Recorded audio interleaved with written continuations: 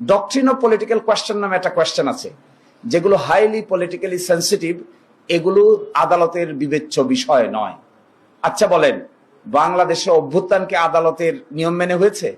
আদালতের আদেশ মেনে কি মাস আপসার্চ হয়েছে? বিপ্লব হয়েছে? অন্তর্বর্তী সরকার হয়েছে? কিংবা গণভোট হয়েছে? কিংবা জাতীয় নির্বাচন হয়েছে? এখন এসে দেখেন, খুব ইন্টারেস্টিং, জাতীয় নির্বাচনের পার্টটুকুকে চ্যালেঞ্জ করে না, চ্যালেঞ্জ করে শুধু গণভোটের পার্টটুকুকে। জাতীয় নির্বাচন তো একদিনই হয়েছে, পাশাপাশি ব্যালটে হয়েছে। আপনি যদি সেকশন 3 গণভোট অধ্যাদেশ সেকশন 3 কে যদি চ্যালেঞ্জ করেন, আবার জাতীয় গণপরিষদ গঠন না করতে চান, তাহলে আপনি জাতীয় নির্বাচনকে চ্যালেঞ্জ করেন না কেন? জাতীয় নির্বাচন ঠিক থাকবে, কিন্তু গণভোট ঠিক থাকবে না।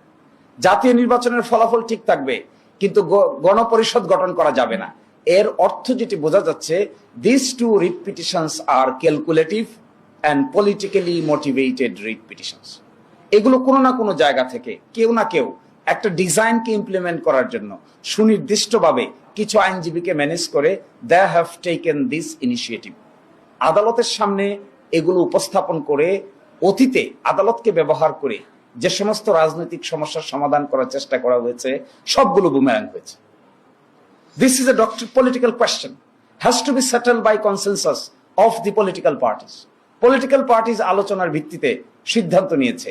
সিদ্ধান্ত থেকে সরে আসতে গেলেও পলিটিক্যাল পার্টিকে আলোচনার ভিত্তিতেই সরতে হবে। আদালতকে এখানে সাবজেক্ট ম্যাটার করে যিনি আজকে বিচারক ছিলেন, জুনিয়র জাজ, তিনিও এই সরকারের আমলে নিয়োগপ্রাপ্ত বিচারক। একটা অর্ডিন্যান্স হয়েছে, বিচার বিভাগে অ্যাপয়েন্টমেন্ট কমিশন গঠিত হয়েছে।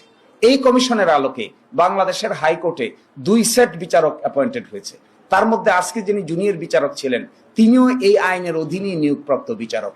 অভ্যুত্থান যদি না থাকে, সরকার যদি না থাকে, জুলাই সনদ বাস্তবায়ন অধ্যাদেশ যদি না থাকে, গণভোট যদি না থাকে, তাহলে ওই মাননীয় বিচারক কিভাবে থাকবেন? কোন জায়গায় তিনি অ্যাপয়েন্টেড হবেন? Who will appoint him? This are the pertinent questions which are আনআনসার্ড।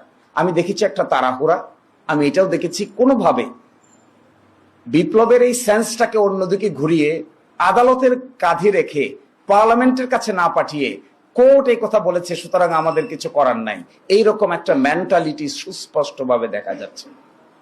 এবং এটাতে আমরা খুবই অ্যাংশাস।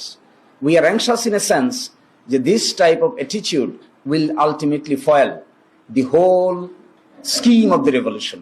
আপনি দেখেন, যারা বলছেন গণভোট বাতিল হবে, তারা বলছেন না কেন জাতীয় নির্বাচনও বাতিল হবে?